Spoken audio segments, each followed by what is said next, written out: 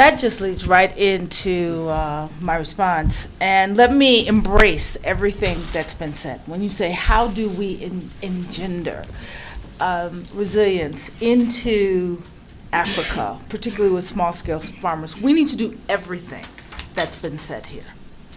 There's no shortcuts to this.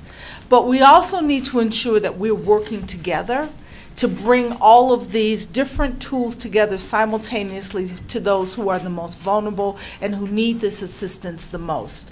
And for WFP, what that means is, for example, having the right seeds, working with IFAD, FAO to ensure that the farmers can access the right seeds, but then WFP providing either vouchers or food when there's no food available to protect those seeds so that those who are vulnerable and poor don't eat them, because that's what we find is the case.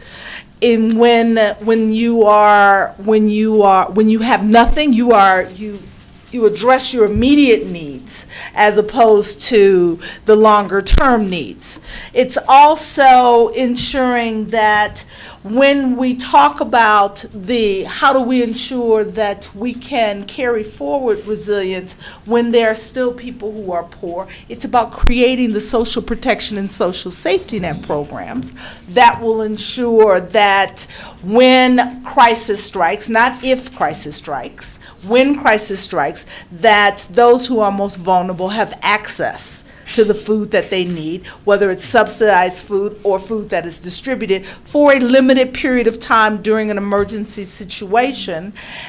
And finally, embracing the concept that Kanal also noted, and that is the necessity for markets. As Shinfeng also said, and WFP has a new program called the Patient Procurement Platform. And we are committed to using our purchasing power in the marketplace to purchase 20% of everything that we need from smallholder farmers across sub-Saharan Africa. And what that does then is create the catalyst marketplace that is necessary until commercial, private sector, or government market opportunities develop.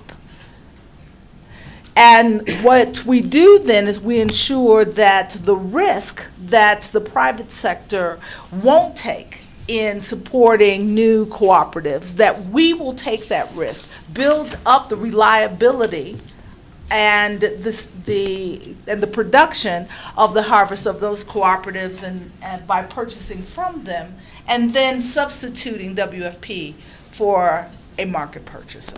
So it's all of this coming together that will ensure that we can engender resilience on the continent of Africa. Thank you. So I'll take another round of questions. I see 4, but if we can keep the questions brief and try and keep the answers concise as well, it will allow us to get through more questions. Thank you. Yes.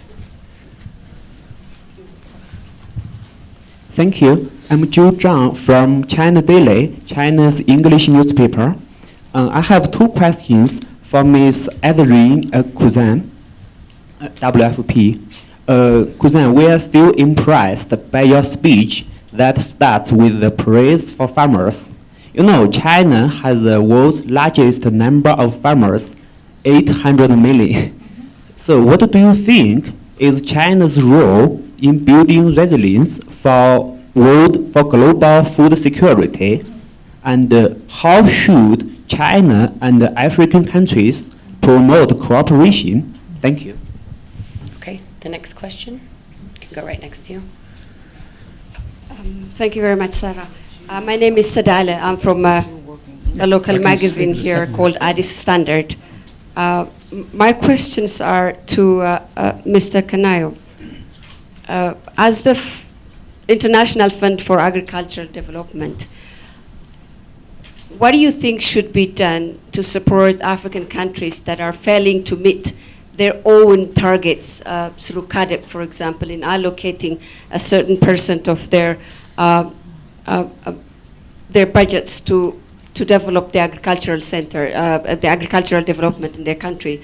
Ethiopia is one of the few countries that have met by having 15% of its annual budget directed to agriculture.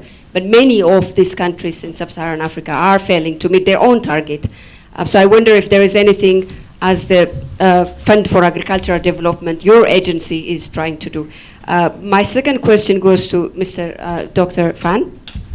As the director of the IFPRI, I know you're doing a lot of things in helping countries design decent agricultural policies that will help them get a sustainable agricultural results in the country. But we see most of African countries, that particularly those who are handing out large chunk of their land to foreign investors, having a very poorly designed agricultural policy, such as the ones that don't take resources of water and the soil resource itself into consideration. What is IFPRI doing in helping these countries design a very decent policy? My last question to Ms. Cousine. WFP's name is massively associated with food aid distribution. We're talking about resilience now. Not being there to give, to hand out food, but to help them not to get to that point. Is there anything that WFP is doing in curbing this and giving itself another assignment, associating its name with something different? Thank you very much. So I'd actually like to, we've had a couple questions addressed to three of the panelists, but I'd like to ask if anyone at this time also has any questions for Ms. Ishii. Yes. Thank you. My name is Michael Hovel with Farming First. I was very happy to hear about the commitment that Jeff made of $120 million. We also heard from another speaker about the importance of measuring. So I was hoping you could talk a little bit more about how you intend to measure that $120 million investment, and also how you're going to collaborate to try to get the most bang for your buck, if you will. Okay, so I think we'll take these questions, and if we can. For me or? Sorry, did you have a question for Ms. Ishii as well? Yes. I forward my question to Mr. Kanayo.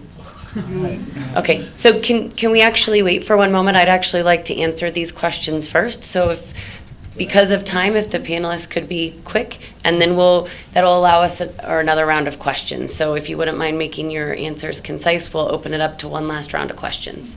Thank you. You want to start first this time? Yeah, and I'll start with the second question first, because we'll hand off on the first question. Then that's the food aid question. You're right. WFP has been the organization responsible for saving lives and livelihoods. And for many years, that meant distributing large amounts of food. But the reality is, distributing large amounts of food will not address the challenges of food security. It simply feeds and hunger and fills stomachs for that one day. We recognize that. So our organization has been moving from food aid to a commitment of what we call food assistance. How can we use food assistance tools? And food is one of those, because if there's no food available, then we need to make food available. But we need to make that food available on a conditional basis. And that conditional basis is development of assets, attending school, nutrition input, whatever the condition is to ensure that we're not, and we're moving beyond just building dependency upon food. It also means that if food is available, then we should use the tool of cash and vouchers to provide those who cannot access food with the support that's required for them to purchase food in the market. That not only helps the person that we're assisting, it also helps the market in the communities where they live. But again, that should not be unconditional. That distribution should be conditional, because that's how you build the resilience that we're talking about here. So we're moving, and that work is required in order to move families and communities from dependency to opportunity, but more importantly, to the conversation we're having here today, to a resilience where they can ultimately feed themselves. If we can work with, let me give you one example, and I'll make this short.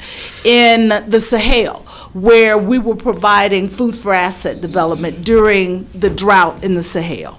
We worked with women who were also smallholder farmers to build irrigation systems and water retrenchment ponds. And that was how they got the food that they needed or the voucher that they needed, by building this pond. But what they also received was, when the rains came, a new source of water for planting small gardens between the harvest, that gave them additional income, that supported additional resiliency. So that's what WFP is adding, plus some of what I was talking about before with markets. Let me move on very quickly on the question, on the China questions. WFP has also been given the authority now by our board to work with middle income countries, because the reality is China 50 years ago was WFP's largest program. And when people say it can't be done, China's the perfect example that it can. We talk about the smallholder farmers that are now feeding themselves in China, and the market and the development of China's economy.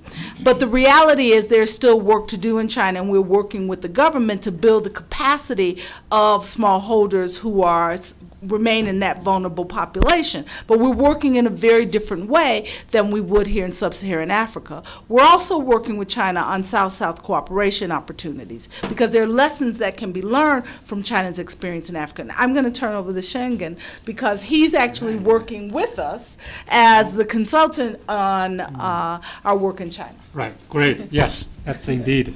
Well, lots of emerging economies are growing very fast. The poverty reduction progress has also been pretty impressive. However, this country still face, as I can see, double burden of the nutrition problem, double burden. On the one hand, there are still some people who are undernourished, poor, hungry. On the other hand, overnutrition, obesity, overweight in China, in Brazil, in Mexico are increasing. So that's why I think WFP is doing this review. It's very timely. I think I should really congratulate you for doing this. I'm glad your board has approved it. For China, well, firstly is the food system. Whether the food system is sustainable itself, the production system, to me, the current practice is not. Over-subsidized fertilizer, water, electricity. Need to overuse of water, electricity, and fertilizers. So the policy needs to remove some of the subsidies, let the market work. In the meantime, some smallholders will not be able to produce enough food for themselves or for the market, so the subsidy could be targeted. I think India has a similar problem. Then I think the urban poor, here we're talking about smallholders, urban poor in some of the emerging economies have also become a serious issue. People are moving towards city. China's urbanization rate is more than 50%. India is catching up. So how can we use food aid or other kind of transfer program to help the poor in the short run, so they can have access to nutritious food? In longer run, they can integrate into the overall economic growth process through more inclusive growth. South-South learning, and also this related capacity building. Yes, and lots of investment from China, from India, from Middle East to this continent. I do not think it's totally just a negative, so-called land grabbing. I mean, Kanayo probably will add to me. He's anxious to speak on that too. So we can see there are win-win opportunities for these foreign investors to come. But to make that happen, the local capacity, particularly local capacity in managing their land, will be critical. So IFPRI is working with other international organizations, IFAD, WFP, I'm not sure WFP, the World Bank, on this so-called voluntary land guidelines. But that land guidelines have to be implemented in the country. So smallholders' land rights have to be protected in any case. So the final judgment, whether that investment is good or not, is whether smallholders, poor people, have benefited from that. So from IFPRI side, our job is to work with the African collaborators to increase their capacity, to increase the analytical capacity to propose new policies. Maybe in 10 or 15 years, if the continent has strong capacity, maybe you don't need IFPRI. In that time, I will be very happy to close IFPRI.